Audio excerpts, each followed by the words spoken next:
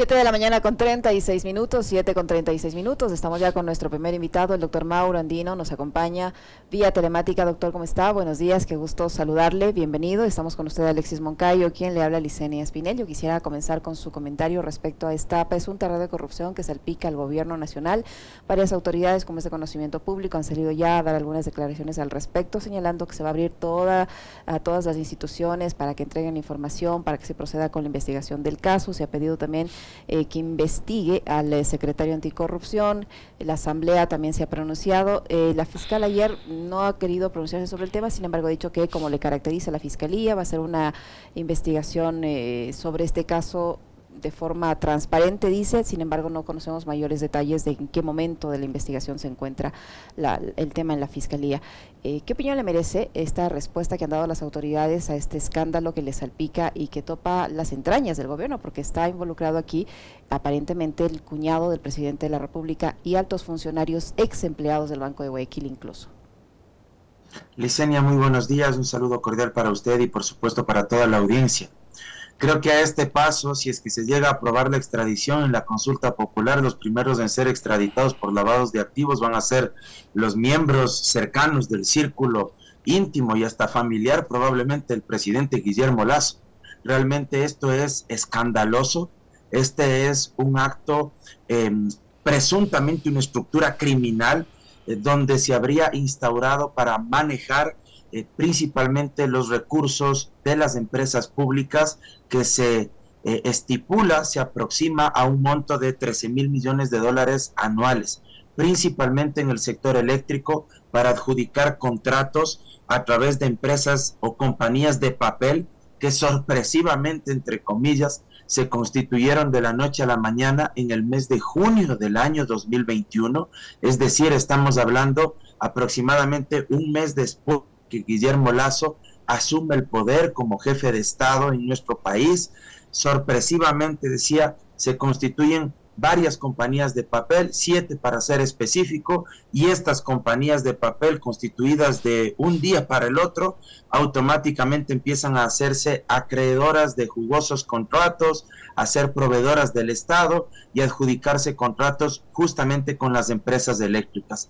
Pero aquí lo más preocupante, más allá de estos actos de corrupción que sin duda alguna son reprochables, son repudiables desde todo punto de vista, aquí lo más preocupante es que quien estaría liderando esta presunta estructura criminal sería el cuñado del propio presidente de la República, el señor Danilo Carrera, porque además quienes aparecen vinculados en esta trama que se ha denunciado por el portal digital Aposta, y esto también me parece importante de mencionarlo, porque no estamos hablando de un medio de comunicación o de un portal digital de izquierdas o de centro izquierda, estamos hablando de un portal digital que claramente ha tenido una ideología o una posición política de derecha, y esto es necesario destacarlo, porque significa que a todas luces de esta investigación, si es que alguien quisiera desprestigiarlo, denostarla como intentan, ni siquiera les queda esta retórica o este argumento de es que se trata de tal medio de comunicación aliado a opositores o adversarios del presidente Lasso. Ni siquiera ese argumento les queda para poder sostener o para tratar de limpiar esta situación. Pero yo decía, quienes están involucrados también en esta trama de corrupción son personas muy cercanas a los círculos presidenciales y a los círculos bancarios y del sistema financiero en el cual se ha desenvuelto el presidente Lasso. Porque el señor Hernán Luque, que es una de las personas que aparece en los audios y que habla de ingentes sumas de dinero mensuales, este señor Hernán Luque fue el gerente de las empresas públicas y a su vez él ocupó varios cargos de enorme trascendencia en la banca y en el sistema financiero ecuatoriano, dentro de ellos en el propio Banco de Guayaquil. Y el otro señor que aparece involucrado, este señor Rubén Cherres, es parte del directorio de la Federación Ecuatoriana de Tenis, que a su vez preside el propio Danilo Carrera. Él preside la Federación de Tenis, el señor Rubén Cherres, que también aparece en los audios, él es parte del directorio y a su vez ha salido a la luz que este señor Cherres ha tenido 2 o 3 procesos por narcotráfico y una época de su vida incluso ha permanecido privado de la libertad. Entonces creo que todo este discurso, cierro con esta idea preliminar, este discurso del presidente Lasso de combatir la corrupción, de disque combatir la narcopolítica, creo que se le empieza a desmoronar, porque no debería ver la viga en el ojo ajeno, sino empezar a ver una rama y una madera gigante en el propio suyo, porque está dentro de su propio régimen, dentro de su propio gobierno. Buenos días, doctor Mauro Andino, qué gusto saludarle. A ver, ciertamente este es un escándalo, pero digo, por el nivel de las proporciones, a mí me parece que un escándalo todavía mayor fue el develado no por un medio nacional, sino por un grupo de periodistas internacionales, como fue el tema de los Pandora Papers. Y ahí estaba involucrado directamente el presidente Lasso, ni siquiera su cuñado, sus amigos, su empleado banquero, etcétera. Estaba involucrado el presidente, pero en este país no pasó nada. ¿Qué le hace distinto a lo que ocurre hoy a la revelación del tema de Pandora Papers, en donde se descubrió que el presidente tenía una megafortuna en paraísos fiscales? Alexis, buenos días. Efectivamente, ese caso también fue absolutamente grave, porque fue además una investigación internacional liderada por periodistas de los medios de comunicación más relevantes a nivel global. Hablábamos de medios de comunicación como el Le Monde en Francia, hablamos como la Deutsche Welle de Alemania, el diario El País de España, el Washington Post, el New York Times, en fin, una serie de medios de comunicación a nivel global que difundieron este escándalo de los paraísos fiscales y los papeles de Pandora. Tal vez, no en términos de proporción, la diferencia clave, porque creo que ambos casos son profundamente graves, son insidiosos, peligrosísimos para la estabilidad política del régimen, pero en lo principal para la imagen y la credibilidad del país. Digo, tal vez la diferencia no en términos de proporciones sea que en el tema de Pandora Papers, de alguna manera intentaban ellos resguardarse las espaldas, o uno podría decir que intentaron hacer las cosas entre comillas de forma legal, aunque de forma profundamente antiética, injustificada, porque en estos entramados financieros de los paraísos fiscales, de las sociedades offshore, ellos saben que a veces es muy difícil lograr desentrañar, lograr desenredar todos estos entramados, estas redes que se van tejiendo justamente para ocultar dinero ilícito, o a su vez dinero, utilidades que ellos han ganado, pero evadiendo el fisco, no pagando impuestos, perjudicando a sus estados, y es decir, no contribuyendo con el pago de lo que legalmente les corresponde. Pero en este caso de acá, ya estamos hablando de cuestiones que son prácticamente inobjetables. Acá no hay ningún entramado, ningún tejido societario para tratar de ocultar lo que han estado haciendo, porque acá ya estamos hablando directamente ya no de evasión fiscal, que a veces a la gente le puede resultar menos ilícito que otro tipo de delitos, y no porque sea igual de grave. Esto quiero dejarlo claro, la evasión fiscal igual es absolutamente grave y pernicioso para un país, pero acá podríamos estar hablando, en este caso del gran padrino, como se lo ha denominado, podríamos estar hablando de oferta de tráfico de influencias, porque también hay un exfuncionario público involucrado, como es el señor Hernán Luque, y probablemente existan muchos funcionarios públicos más.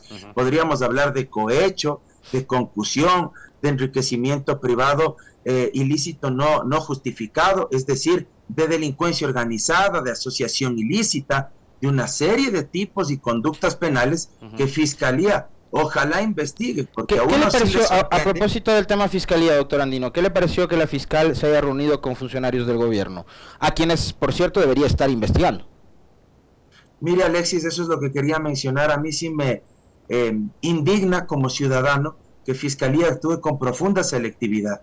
En determinados casos, Fiscalía es muy dura, es súper rígida, súper ágil, célere, no espera nada, ejecuta actos urgentes, realiza diligencias previas, hace allanamientos, requisas, se llevan los dispositivos electrónicos, computadoras, celulares. En otros casos ha sido tan diligente en pedir la prisión preventiva para determinados actores que claramente son opositores políticos del régimen o han sido críticos en su momento con el ex presidente Moreno, hoy con el presidente Lasso. Y en cambio, en estas circunstancias, Fiscalía vaya que esperó, vaya que se tomó varios días, porque solo ante la simple denuncia del medio digital Aposta ya constituía eso una noticia criminis, y Fiscalía de plano podía abrir una investigación. Sin embargo, se tomaron varios días, así como se tomó varios días, con una parsimonia, con una pasividad absoluta, y yo diría que con una soberbia, con un desprecio por parte del presidente Lasso y de su círculo en relación a cómo tenían que reaccionar ante esta denuncia periodística. Ellos lo menospreciaron, y creo que jamás se imaginaron que luego de unos días les iban a saltar los audios de los involucrados pidiendo amplias y fuertes sumas de dinero. Entonces recién ahí reacciona el gobierno, y desde Davos el presidente de la República, que esta es otra cuestión, siempre que hay crisis de alta envergadura e impacto en nuestro país, no sé si ustedes se han fijado, pero se va del país, siempre está afuera, es como que tendríamos un presidente ausente, pero no le quedó de otra que hacer un video, grabarse y decir supuestamente que ya ha pedido a la Fiscalía y hasta la Interpol que se detenga. Allí yo le quería preguntar algo sobre eso, doctor Andino. O sea, ¿qué efectividad tiene ese anuncio tanto el presidente como sus ministros de gobierno, del interior, el secretario de administración, que por cierto, sin ser parte del directorio del EMCO, reconoció ayer que había entregado hojas de vida para nombramientos al interior de Flopec, por ejemplo? Pero ¿qué efectividad, qué validez, si es o no de la competencia del presidente y sus ministros, decir que se ha pedido a la Interpol que localice a los supuestos involucrados, cuando sobre ellos todavía no hay un proceso en firme, no hay una orden de un juez que pida que le busquen? O sea, ¿qué validez tienen, o son solo anuncios para salir al paso del escándalo? Licenia, usted es una periodista muy bien informada. No tiene ninguna validez. El presidente de la República no es juez, no es autoridad competente para expedir o para dictar una orden de prisión, una orden de detención. Es puro humo. Lo que él dijo en ese video, de que ha solicitado, va a pedir a la Interpol de que se detenga a los presuntos responsables, no tiene ningún asidero jurídico. Él no es juez, él no puede dictar prisión preventiva, no puede ordenar la detención para fines investigativos.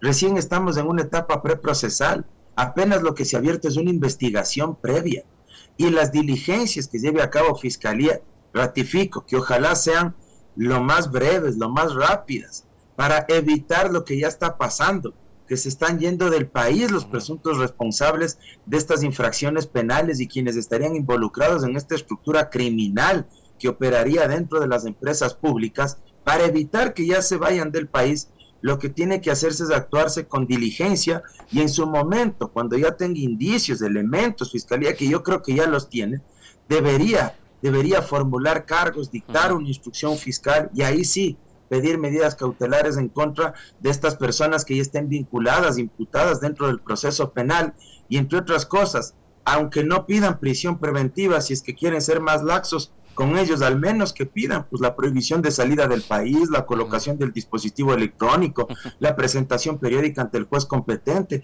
si son mayores adultos, que se pide el arresto domiciliario. Pero en estos momentos lo que el presidente dice es puro humo, y a mí más bien me da la impresión de que reaccionaron tarde, porque justamente lo que buscaban era esto, lograr que se vayan, hacerse los desentendidos, mirar para otro lado, y que los involucrados preferible tengan el tiempo suficiente para irse del país. En otras épocas ahorita ya hubiéramos visto allanamientos con puertas en el piso, cámaras de televisión y cosas por el estilo. Ahora, sin salirme de ese tema, quiero ya trasladarme un poco al ámbito electoral, pero manteniendo un hilo conductor, Mauro, que es este. A propósito de un mensaje que recibo, la Fiscalía se está jugando la autonomía administrativa y financiera en la consulta popular del 5 de febrero, y esa autonomía se la va a deber a Guillermo Lasso, que se la jugó incluyendo esa pregunta. En ese sentido, ¿puede actuar con independencia la Fiscalía en este caso? Respecto de esta pregunta, Alexis, yo creo que hay que recordar y hacer un poco de memoria dentro de los antecedentes de esta consulta popular, o para ser más precisos, referéndum constitucional, porque eso es en la práctica. La propia fiscal Diana Salazar en su momento se opuso a la pregunta que hoy está planteando Guillermo Lasso. ella sacó un comunicado a través de la Fiscalía y mencionó que esta pregunta no abonaba en la práctica la verdadera autonomía financiera, administrativa, económica que buscaba Fiscalía. Y en la práctica no le quito razón ni argumentos a la fiscal Diana Salazar, porque al final lo que está planteando Guillermo Lasso en esta pregunta únicamente es conformar un consejo fiscal que asumiría las atribuciones del Consejo de la Judicatura, integrado por 7 miembros que serían designados por la propia fiscal general. Pero ¿de quién depende la transferencia de los recursos económicos en la práctica? Que esto no se cambie con la propuesta de enmienda constitucional respecto de la autonomía de fiscalía. Los recursos siguen dependiendo del Ministerio de Economía y Finanzas, es decir, quien abre o cierra las llaves del dinero sigue siendo el Ejecutivo, sigue siendo el presidente de la República y su ministro de Economía. Si es que en verdad quisieran dotarle de autonomía, lo que bien se podría hacer, y sin necesidad de gastarse un referéndum de 18, 19 millones de dólares, que es lo que cuesta solo el referéndum constitucional, se podría incorporar una reforma al Código Orgánico de Planificación y Finanzas Públicas, y a su vez que sea coherente, concordante con el Código Orgánico de la Función Judicial, e incorporar una fórmula matemática para que año a año, dependiendo del número de procesos judiciales, de expedientes fiscales que existan en esta institución, dependiendo del número de fiscalías, del número de delitos, sacando un promedio matemático, hacer una fórmula matemática, sacar los costos, cuánto es lo que requiere Fiscalía, hacer una proyección de cuánto es lo que falta, porque por ejemplo en materia de fiscales, los estándares internacionales señalan que se necesitan 8 fiscales por cada 100,000 habitantes, y en el Ecuador apenas tenemos algo más de 4 fiscales, tenemos en estos momentos 845 fiscales, cuando lo que se necesita es un aproximado de 1.400 fiscales en el país, es decir, faltan aproximadamente más de 600 fiscales. Hacer esta proyección, hacer este cálculo aritmético, incorporarlo como norma jurídica en estos 2 códigos, y que esto signifique una fórmula fija que año tras año salga del presupuesto general del Estado. ¿Qué se ganaría con esto? Ya no estar a expectativas de lo que buenamente, generosamente quiera dar el Ministerio de Economía y Finanzas, sino que directamente sobre la base de las necesidades institucionales se haga una proyección, se incorpore como norma jurídica y esto sea de cumplimiento obligatorio. Y para eso, reitero, no se necesita ninguna enmienda ni ningún referéndum constitucional, a menos que la fiscal Diana Salazar quiera ir más allá de una reforma legal y ella quiera que se reforme la Constitución, por ejemplo, y se asigne una especie de preasignación, valga la redundancia, que está prohibida por la Constitución, que solo existe, por ejemplo, para educación, salud y para los gobiernos autónomos descentralizados, pero que en el caso de Fiscalía únicamente podría incorporarse si es que se hace una modificación a la Constitución. Pero reitero, sin necesidad de eso, en una ley orgánica se lo podría hacer a través de una fórmula y un componente matemático, haciendo la proyección respectiva y entregando el presupuesto año tras año. Doctor Andino, respecto a la consulta popular, se está creando una expectativa sobredimensionada, posiblemente ya cayendo en la publicidad engañosa, en el sentido de que con la extradición se van prácticamente a vaciar los centros carceleros del país, de los tiguerones, a los lobos, a los coyotes y demás, se los van a llevar fuera del Ecuador, como si estos delincuentes hubieran cometido sus delitos en el exterior, pero los han cometido acá. Yo no sé, y si quisiera que usted nos cuente, ¿qué dice el anexo de la consulta popular? ¿En qué casos aplicaría la extradición de aprobarse? Y si es tan fácil así como que de un día para el otro todos los delincuentes que están acá en las cárceles se los lleven a otros países, a Estados Unidos, o donde supuestamente les interese la extradición, si es que hay un acuerdo bilateral en ese sentido también. ¿Cómo va a funcionar este tema? Un poco para que la gente no tenga clara la película y no crea en esta publicidad engañosa que permanentemente nos bombardean con el tema de la extradición, que va a salvarnos de todos los problemas de inseguridad. Mire, Licenia, en términos generales, la propuesta de referéndum es como un caramelo bastante sabroso, bastante dulce por fuera, en la envoltura, pero por dentro viene lleno de cianuro. Esa es la verdad. ¿Y por qué digo esto? Porque en la práctica, la pregunta 1, por ejemplo, sobre la extradición, ha generado una sobreexpectativa en la ciudadanía, haciéndole creer al pueblo, al ciudadano de a pie, al ciudadano humilde del Ecuador, que de aprobarse esta pregunta 1 de la extradición, al siguiente día, casi que por arte de magia, de forma automática, se van a expulsar, dicen, las cuentas oficiales del gobierno nacional que hacen campaña por esta pregunta, que se va a expulsar a 1000 tiguerones, a 1000 choneros, a 1000 lagartos, cuando esto en la práctica no es así no funciona la extradición, mucho más cuando el propio Guillermo Lasso en los anexos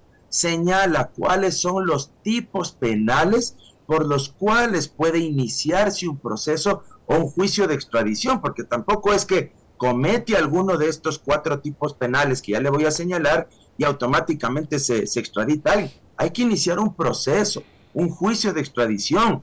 ¿Cuáles son estos 4 tipos penales? Tráfico de drogas, tráfico de migrantes, tráfico de armas y lavado de activos como resultado de alguno de estos tipos penales.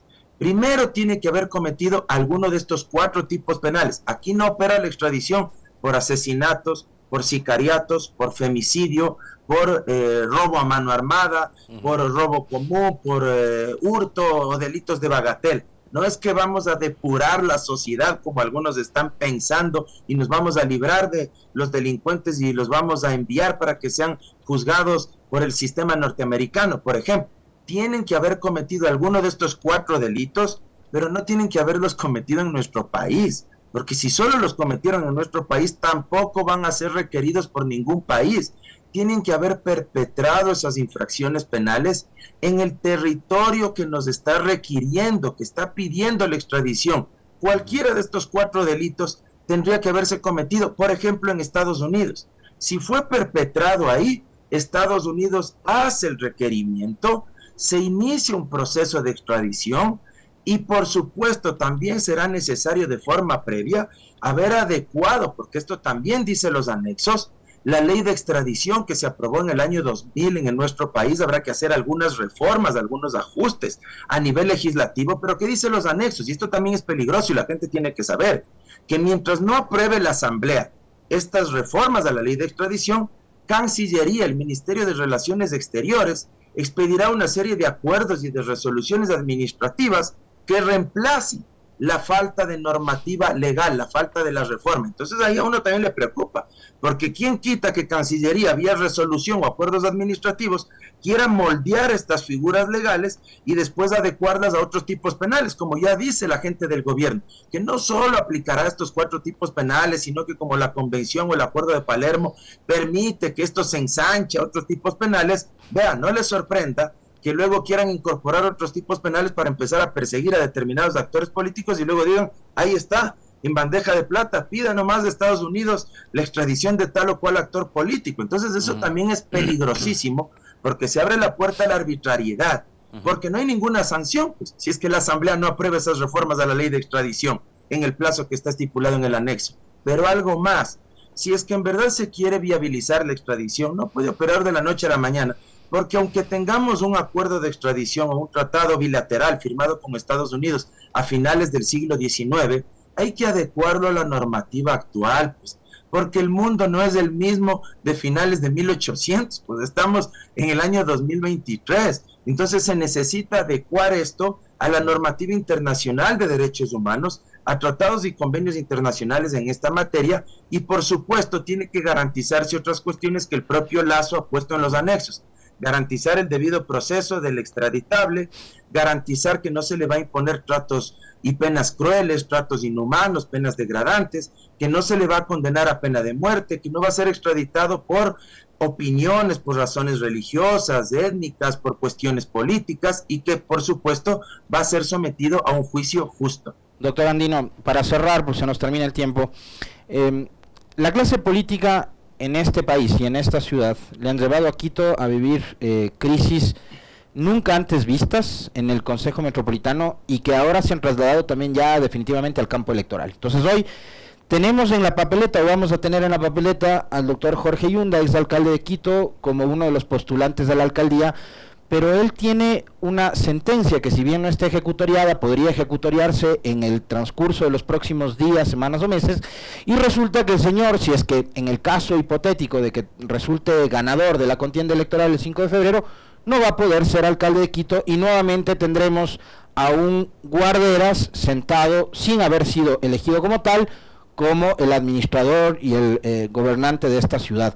Cuéntenos un poco y explíquenos a todos quienes no entendemos muy bien este tema jurídico, cómo está la situación de Yunda y a qué tipo de escenario más catastrófico todavía podría llegar la ciudad después del resultado del 5 de febrero.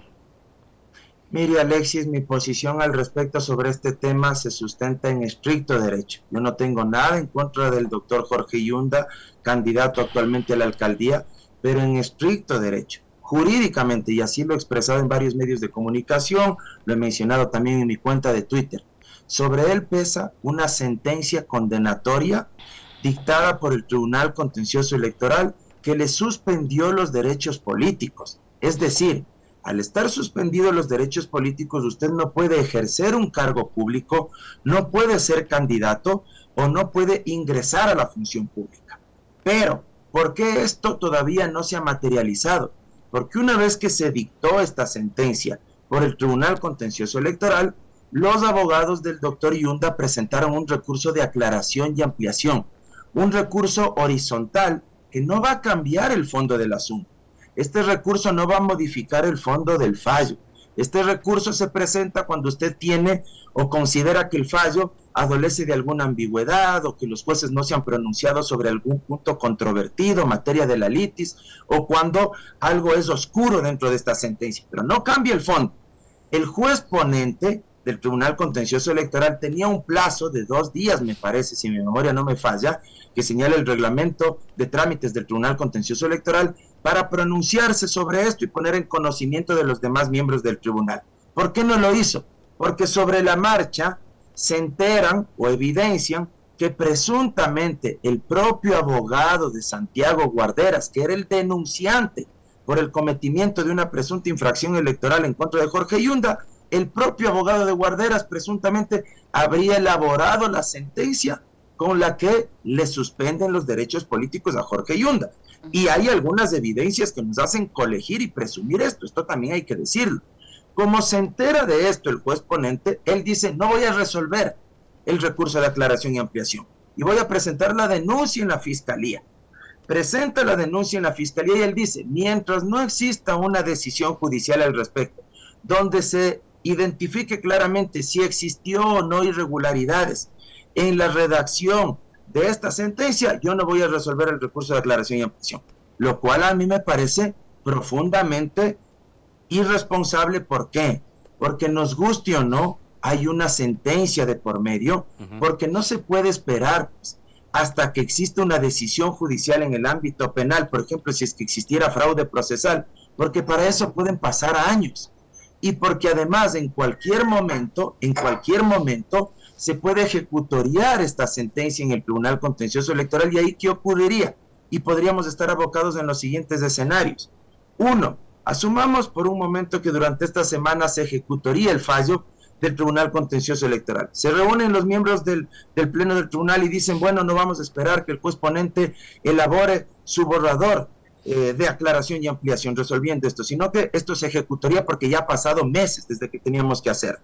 Automáticamente el doctor Yunda estaría impedido de posesionarse como alcalde en caso de ganar, porque estaría suspendido sus derechos políticos y estaría ejecutoriado en firme el fallo. Y ahí, ¿qué podría ocurrir? Legalmente el Código de la Democracia señala que Pachacuti puede reemplazarlo a él con otro candidato. Si las papeletas ya están impresas, va la foto de Jorge Yunda en la papeleta y otro candidato participaría por Pachacuti. Si las papeletas aún no están impresas, el Código de la Democracia dice que sí se podría poner la fotografía del nuevo candidato. Sí, podríamos tener otro escenario. Asumamos que él gana la alcaldía y después de ganar se ejecutaría la sentencia del Tribunal Contencioso Electoral. Él no va a poder posesionarse del cargo de alcalde. Y en ese caso entramos en un vacío legal porque el Código de la Democracia no prevé este escenario. Pero ¿qué sucedió en el año 2014 cuando murió el candidato que había ganado la alcaldía de Muisne, Walker Vera? Él ganó la alcaldía y antes de posesionarse fue asesinado. A él le mataron. ¿Qué se hizo en esa época? El Consejo Nacional Electoral decidió que sea el Consejo Municipal quien elija vicealcalde, y de rebote ese vicealcalde en la primera sesión del Consejo Municipal de Muisne elegido como vicealcalde, asuma la alcaldía. Pero no hay una disposición expresa que diga que esto debe ser así. Hoy podrían tomar ese precedente y decir que el Consejo Metropolitano se reúna, designen vicealcaldesa, porque ahora sería mujer, eso dice el COTAD, si el alcalde es hombre y la vicealcaldesa tiene que ser mujer, y automáticamente de rebote asuma la alcaldía. O el otro escenario, que ya gane la alcaldía, le dejen posesionar y un día después de posesionado le ejecutarían la sentencia, como ya está designada la vicealcaldesa, automáticamente asuma la alcaldía. Fíjese usted el estado de shock político y de conmoción institucional al que están conduciendo a la ciudad. ¿Por qué? Por la irresponsabilidad del Tribunal Contencioso Electoral, por la falta de actuación de los propios jueces y porque lamentablemente también se descubrió estos probables actos irregulares donde habría participado tal vez la propia, el propio equipo jurídico o el propio abogado del alcalde actual, Santiago Guarderas. Doctor Andino, pero allí si se comprobase que hubo este fraude procesal, la sentencia que ya está dictada, ¿no queda inválida? ¿O sigue teniendo validez?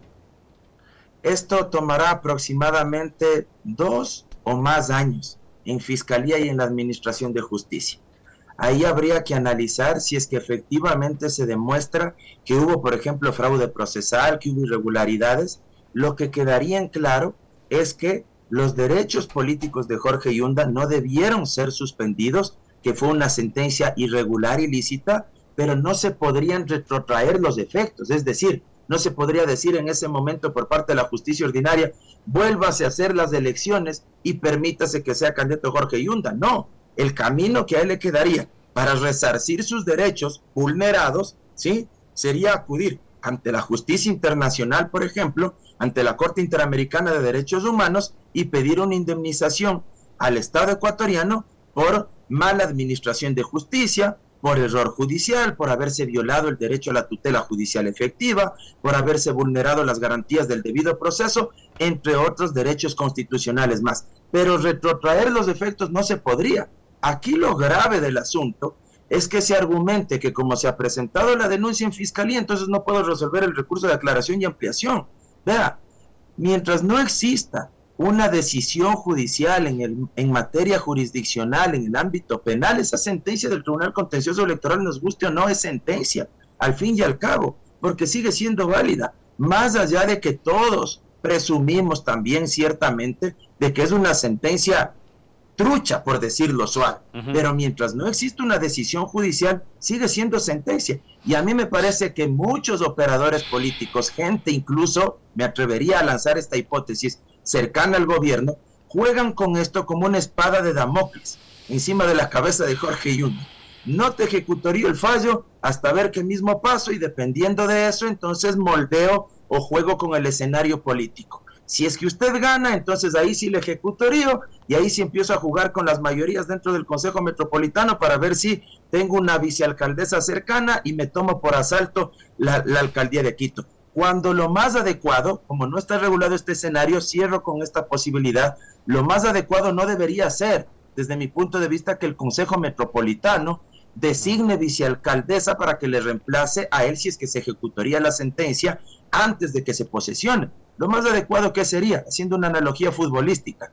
Si es que el que queda campeón por alguna ilegalidad no puede llevarse el trofeo, ¿quién debería asumir la alcaldía? El que queda en segundo puesto. Pues, o sea, esto es por sentido común, porque además del que queda en segundo lugar, tiene legitimidad democrática, porque además participa con un proyecto para intentar ser alcalde, más no un concejal que no tiene proyecto de ciudad y que de la noche a la mañana en Santiamén se encontraría con la alcaldía en sus manos. Y eso sería gravísimo para la ciudad. Por último, si no se va a poder posesionar, que al menos sea el que queda en segundo lugar para la alcaldía, que sí tiene un proyecto de ciudad y que sí planteó una propuesta de esta naturaleza para los electores.